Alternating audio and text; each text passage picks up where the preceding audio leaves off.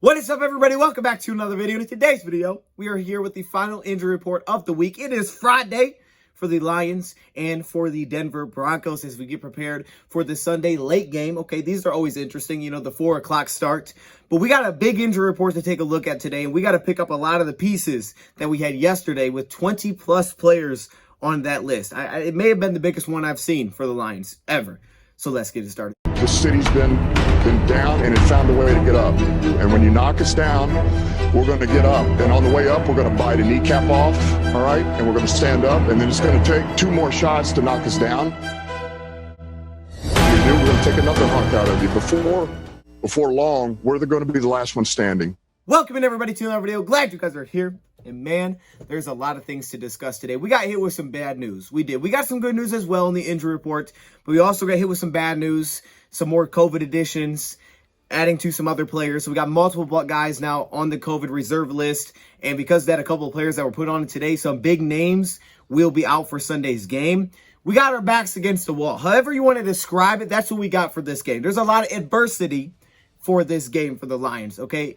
First off, you're on the road. It's already a tough opponent. I mean, we're talking about a team that's really in playoff mode right now in Denver that has a really good defense. By the way, I know last week we did that Friday thing where we talked about the injury report, then we kind of dove into the film in the second part of the video. I'm going to save that either for a later video today, tomorrow, maybe just save it for Sunday. We'll see. But I'm going to save it a little bit because I do want to try to get this injury report out as fast as I can to you guys. So instead of doing that, because usually it pushes the video out a little bit longer because I got to record that, then edit that part of it, I think we'll just stick to the injury report for this video and we'll separate that into its own thing. And we'll just call it a preview for the game. And maybe we'll do that today. Maybe we'll do that tomorrow. Maybe we'll just use it for Sunday morning for the pregame show. So we'll do one of those 3 things, very likely, because I got a lot of notes. I got the clips. I got the statistics.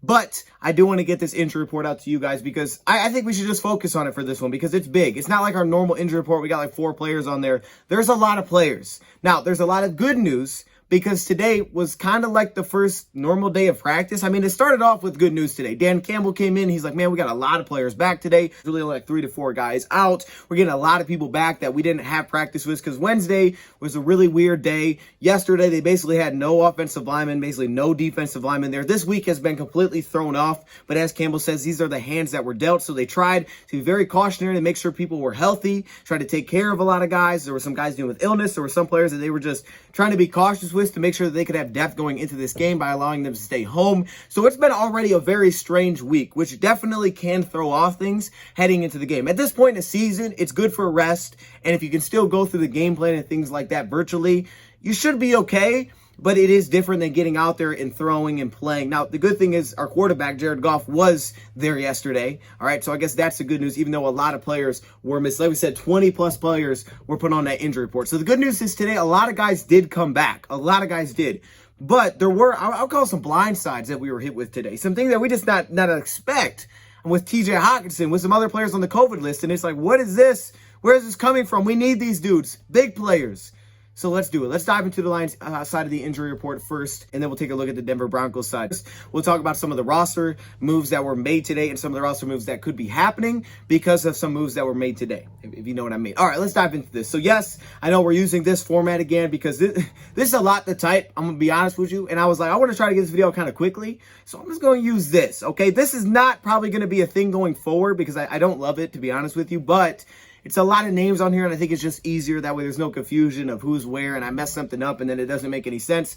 They can't mess it up. This is from the Lions themselves, okay? So let's do it. Let's start off at the top. We have 3 guys, as you can see, that have been listed and already ruled out for this game. You start with Julian Okwara, who we saw in there yesterday. We talked about it. He didn't practice. He was dealing with an ankle injury, so he was actually dealing with an injury, and he's out for this game. He didn't practice all week. Lions are dealing with some concerns at the outside linebacker position. We know Trey's out. We know Romeo's out. Now you have Julian out. Plus, Austin Bryant necessarily didn't get a good update today either. So we know that's a position where the Lions are dealing with some injuries. You know, this is tough right now, and you could see a lot more of some of these other guys that we've seen recently, like Rashad Berry, Jesse. Like, there's going to be different guys in here that maybe we haven't seen a ton this year that are probably going to take a much bigger role in this game. Or the Lions could adjust a little bit and play more defensive linemen. We'll see what they decide to do. But either way, Julian Okwara is out for this game. So we're missing one of our pass rushers there. Jalen Reeves-Maybin for the second straight week did not practice all week. He's out once again with a shoulder injury. So again, expect to see some Josh Woods, expect to see some CJ Moore. We even may see some more CJ Moore than we've been seeing, and we'll get to that in a second.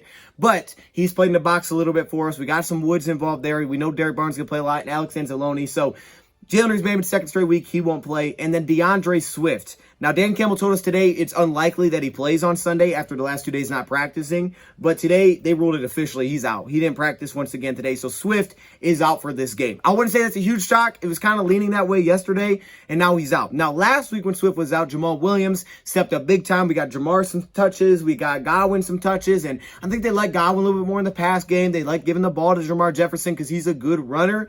Well, expect to see them a lot in this game. Here's why.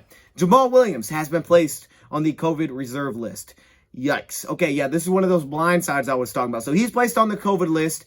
Did not expect that to happen. And because of the day that he's placed on it, Friday, even if he is vaccinated, he's out for this game from my understanding. So Jamal won't be able to play. So at that point, now we're down our top 2 running backs. I like you, so I focused a little bit for that, just to say.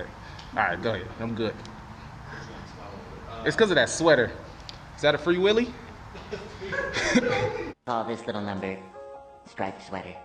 I've wanted to see more Jamar Jefferson, but this is not how I wanted to see more Jamar Jefferson. But again, you got to take advantage of opportunities. And it is an opportunity for some of these guys to make some plays in the ground game. And I actually think when we get to the preview side of it, the Lions can have some success moving the ball in this game. I think the O-line can win some battles here, rushing the football specifically. And I think our running backs can make some plays on the ground game and really kind of lead the way offensively for us. So expect to see some more Jamar Jefferson. I expect him to come in as kind of like the number 1 back. Godwin will probably be involved. They'll probably split touches, to be honest with you. Godwin maybe more in the passing downs.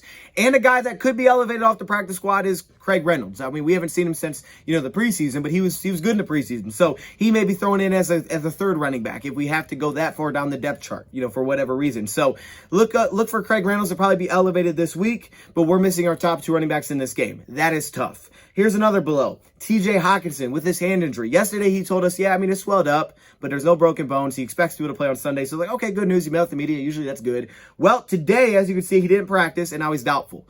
I don't know if the Lions have had a doubtful all year, but now they do. And it's TJ Hawkinson. This is another really tough one because, we could really use TJ Hawkinson in this game. This secondary is so good already. They play a ton of man coverage, and we'll get to that in the preview. Play a ton of man coverage in the back end.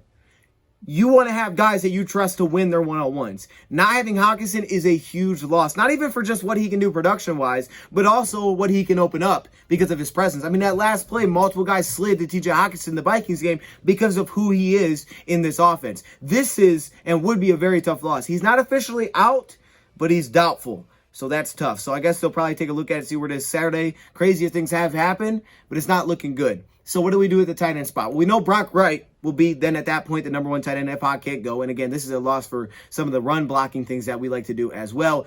At that point, that'd be a really only tight end that we have. Now, Jason Kabinda could be utilized a little bit there if the Lions do want to go to the practice squad and try to grab some players from there. They have a couple of tight ends. Shane Zylstra, who they have protected. So Shane Zylstra, who's been playing some special teams. I could see the Detroit Lions looking to bring him up. And they also have Nick Eubanks, who is a more recent addition out of Michigan, if y'all remember the tight end. He's also on the practice squad. So they do have those 2 players sitting on the practice squad if they do want to bring up some help. I would bet they'd go with Shane Zylstra first. But who knows? We'll see where they decide to go with it. Probably a lot of it has to do with game plan as well. If you don't have Hawkinson, he is like the one-on-one matchup that you have on this team, right? So this is a really tough loss. And, of course, not even DeAndre Swift, who's been huge out of the backfield. I go back to the Ravens game, a team that blitzed a lot, and I think Denver will do that when we get to the preview. And who was the big go-to guy? It was Swift out of the backfield because he won his one-on-ones and make plays once the ball's in his hands, on screens, things like that out of the backfield. So you don't have either of those guys, and then you throw Jamal Williams on top of that. Lions are missing some major playmakers here. Continue down, and we'll get to the other guy that's been placed on COVID recently. Michael Brockers. Good news here at the D-line. He was limited today from no participation yesterday, so he is questionable for this game. I would say that's good news.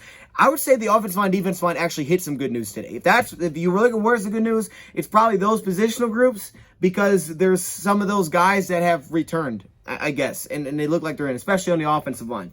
But then you move down to Austin Bryant, who's been dealing with the shoulder injury. He has back-to-back days with no participation, and now you're like, oh goodness, is he going to be able to play? So Austin Bryant could be down, like I said, Julian could be down. You're already missing your top 2 outside linebackers, so you could be down really in the depth right now of your outside linebacker position. One of these outside linebackers that's been consistent, he's been good for us, that is Charles Harris. He's next up on this list. Now, he's listed, as you can see, with the illness. He did not practice today, which is concerning because yesterday it was non-injury related, and that was the coach's decision. So it made you feel like, okay, maybe he's fine. He's just, being cautionary with it. Well, today he didn't practice. So again, that's concerning there as well. He's not been listed out of the game. He's questionable. It would be big to have Charles Harris in this one because at that point, if you don't have Charles Harris either and you don't have Austin Bryant, you're only down to 2 outside linebackers on this roster. So you possibly convert to more 4-down lineman sets and just less outside linebacker play. You're going to more of your defensive linemen. You're playing almost more of a 4-3 look. I mean, that's very possible if all these guys route to try to play to your strengths. I can see the Lions trying to adjust to that and just saying, okay, look, we're not going to just force it. Let's just play to our strengths for what we have for this game, and we'll play more of that kind of look, kind of like what the Lions did against Pittsburgh. So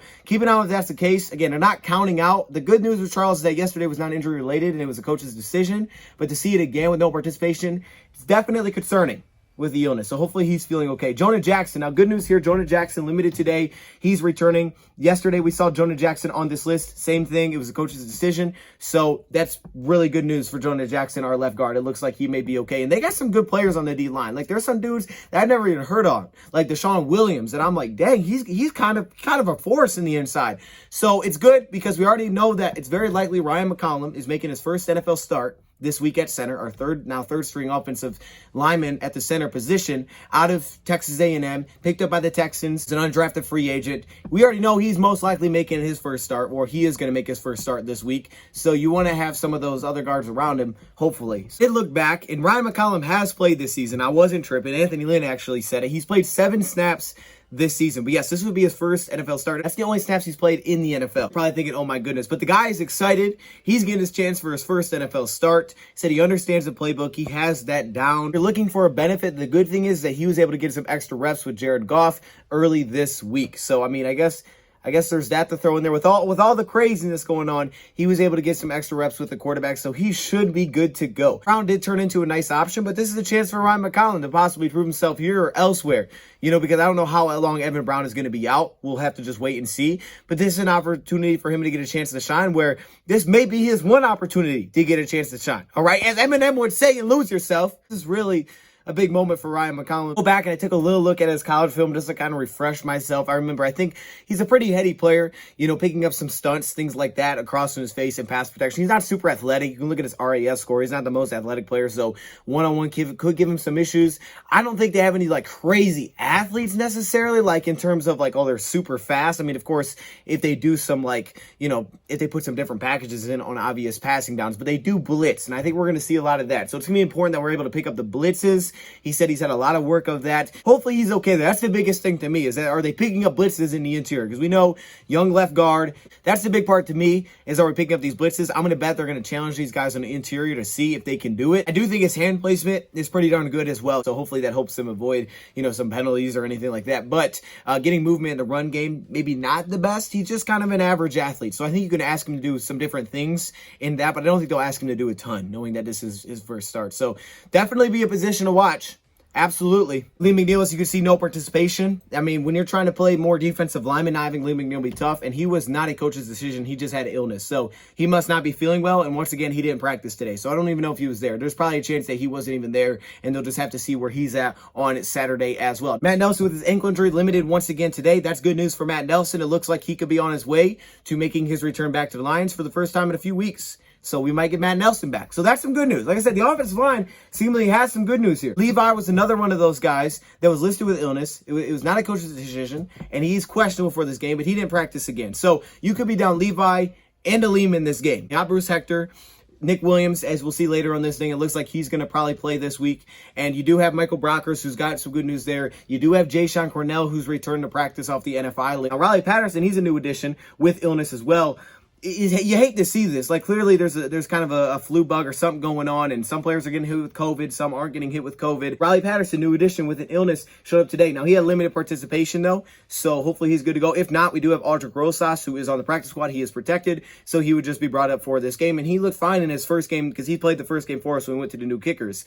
But it would be nice to have Riley Patterson, because I'd like to see him finish the season, to be honest with you, after last week. See what he can do once again. See if he can back up that performance. Next up, you have John Panesini. Good news there. He returned limited participation. We didn't have him last week. So you want to talk about who we have at D-line. We could have Nick Williams, Michael Brockers, John Panesini. So at least we'd have some of those big dudes. Bruce Hector could get some defensive end work. Maybe he slides in a little bit. Hey, Sewell. Shoulder illness, shoulder going back a little while. He had limited participation today. So again, that's good news for Penei Sewell, who's been dealing with a little illness. He played through it last week. He played for us, even though he wasn't 100%. And the good news there, again, the offense line. Some more good news. Looks like he'll be okay. Big V, limited participation with the illness. He was not out for a coach's decision. So some more good news there with Big V. It looks like he'll be okay. Nick Williams, he's also on here. Nick Williams has improved to limited participation. And the rest of the guys on this list, they're in, all right? So I know there's not a ton of ins, but they're in. So Rashad Berry's going to play. Good news there. To the Decker, it was kind of a cautious approach. We'll have our left tackle. Goff has practiced the last 2 days, which is nice. I don't know how many players you could say that about. I don't think anybody else, actually. So that's pretty crazy. Will Holden, another offensive tackle, full participation. He'll be in for depth purposes. Jermar Jefferson, that was a big one. I mean, that's huge that he's back, especially because you don't have Jamal and Swift for this game. So you need Jermar Jefferson. Tommy Kramer, he's in, and Jesse's in. This is a pretty wild injury report. I don't know if I remember seeing one like this. Another addition to this COVID list that should be out for Sunday's game, and that is Tracy Walker, who has been placed on the COVID list. So yeah, another big blow there. One of our top safeties that constantly plays at the safety position, plays most snaps defensively. So without Tracy Walker for this game, and here's the issue, is that you have Will Harris because there's no AJ Parker because he's on IR. You got Will Harris playing the slot position defensively. So you have Dean Marlowe and Tracy Walker kind of playing the safety, and you're putting Will Harris in that slot position. Well, now that you don't have Tracy Walker, now you have to ask yourself, okay, what are we going to do at the safety position? The Lions do have a few options. Because you have Iffy back, the Lions could consider pushing Iffy kind of that nickel role. I don't believe the Lions will do that with Jerry Jacobs. Doesn't sound like they want to do that. They could put Iffy in kind of that nickel role when they go to some of those sub packages offensively and just move Will Harris back to the safety position. Of course, you have Jalen Elliott, who you could just have play in the back end. You do have CJ Moore, who probably could get some snaps there. It seems like they'd like to use him in the box. And Dean Marlowe will be back there a ton this week, as he's been, as Will Harris has kind of played that slot position. So the Lions can get creative with it, that's for sure. I kind of feel like the Lions are going to have a guy like Jalen Elliott just play snaps in the back end, just have Will Harris continue to play that slot position. I think that's what the Lions will do. But again, having a guy like Iffy back means that you can get, a little interesting with it. Kind of put him at the safety position in some situations to get him matched up on some tight ends. Because Tracy Walker a lot of times would take some of those responsibilities, and Will Harris was kind of doing that. So if you want to do that with Iffy, you could probably put Iffy in some of those spots as well. So he'll be a guy that I'll expect to see more this week, and probably in a lot of different spots. But the Lions, they're going through it right now. When you talk about injuries and COVID, and you're just hoping everybody is okay and that they're able to get healthy. But there's a lot going on here, a lot of tough news. So the Lions got a lot of adversity to play through to try to find a way to get through with a win this week. I mean, there is a lot going on here. And like I said, this is why I'll save the preview for later, because I don't want to make this video an hour long. Some of them get close to that. I don't want to make this video an hour long. So now let's move over to the Broncos side of the injury report, and we'll wrap this thing up. Over to the Denver side of the injury report, they have some better news, but they also have some new additions to the COVID list. I wouldn't say they're as maybe big of pieces like some of our losses of Jamal Williams and Tracy Walker this week, but they have some new additions. Mike Boone, basically their third string running back, going through COVID protocols, and you also have safety PJ Locke, who is the backup behind Kareem Jackson. So, those two guys probably won't play as big as a role as, our players will, but they also have this going on as well, and you're just hoping that those guys can get healthy and, that they're okay. They did get hit with some good news as well, as Melvin Gordon, looks like he's going to play for Sunday. Vic Fangio was asked about it to start his presser. By the way, his pressers are super short. They're like 3 minutes long. Hey, ours are like 9 to 12 minutes or something. There's like 3 minutes. But Vic Fangio did say that he believes that Melvin Gordon will be able to play this week. So even though they don't have Boone, they'll have Melvin Gordon. They'll have Javonte Williams carrying the load. And by the way, they're watching the film. Javonte's pretty good. I knew that from college, and I looked at his numbers. He was going to be good. And then you watch the film, and it's like, yeah, he's good. He's a good player. And their offensive line, especially their tackles, I think can help them big time in the run game. But they do believe that Melvin Gordon should be good for this game. Now, also Bradley Chubb, who has been listed as questionable, as well as Shelby Harris, had limited participation on Friday. So again, it seems like those two players will probably be in as they practiced the last couple of days. Those two players seem like they'll be in for this week. Two big names on that defensive front for Bradley Chubb, and outside linebacker for Shelby Harris, playing the defensive end position. Like I said, there were some guys on that line that surprised me that I didn't know a ton about, but they can definitely help, especially Deshaun Williams. He'll be kind of my X-Factor player, but we'll get to that. But those are really the main names for their injury report. Everybody else, should be in for this week. Everybody else should be good to go. You've seen them practice for this week. So I would say they're looking pretty good. I mean, I don't know if any of these dudes are going to miss. Maybe Harris, who's dealing with that ankle injury. I'm pretty sure Bradley Chubb's going to be fine dealing with the shoulder because, you know, he had that against Kansas City. I'm sure he's going to be fine. Shelby Harris would be the one that I circle as maybe he doesn't go. Melvin Gordon seems like he's going to play. And aside from that, it seems like everything else is probably fine for the Broncos. So, Bryce Callahan, they said they're going to push that until tomorrow when they make their final decision. They have until 2 p.m., which I guess because of the time difference, you know, tomorrow to make that decision on Saturday. So that one we don't really have a huge update on. It seems like he definitely could play. If they're pushing it off and he's been practicing this week, Bryce Callahan could be back. So a lot of good news for the Denver Broncos. Don't got much from Dan Campbell either. He said that he was feeling well as of right now. And just a little side note, I saw the video of Jason Gabinda on Good Morning Football saying that he would run through a wall for Dan Campbell after hearing him talk. And I heard another player say that. I don't know who else said that. Someone else said the same thing like a few days ago. So that's just an interesting little note to get a pep talk from that guy. Do you want to run through a wall? I would love to hear one of the pep talks then because I want to see what that feels like. Get hyped up like that. I feel like I would get pumped up. Like, I know I'm not playing, but I still would be jacked up. Like, oh snap, it's go time, man. Like, I would love to hear what it's like in one of those pregame hype ups. You know, they always show us like the post game. Oh yeah, like, hey, like, okay, we did it good. Maybe they can't show us the pregame because of certain things they say. But I'm cool with like an edited version of it. Like, hey, I'd pay for the uncut version of just one of those pregame hype ups. I'm just saying. Someone else said that though. Was it from another team? It may. You know what? I think it was Teddy Bridgewater that said that about Dan Campbell. I'm pretty sure that's what it was. That's wild. That's wild. Okay, anyways, I'll just throw that in there. But that's really all I got for the notes from each side. And that's the injury report. It's nuts, I know. And we'll be back with the preview at some point. Let me know your thoughts in the comments below, man. Thank you, Pride, for watching. Have a good night. Stay safe. Stay healthy.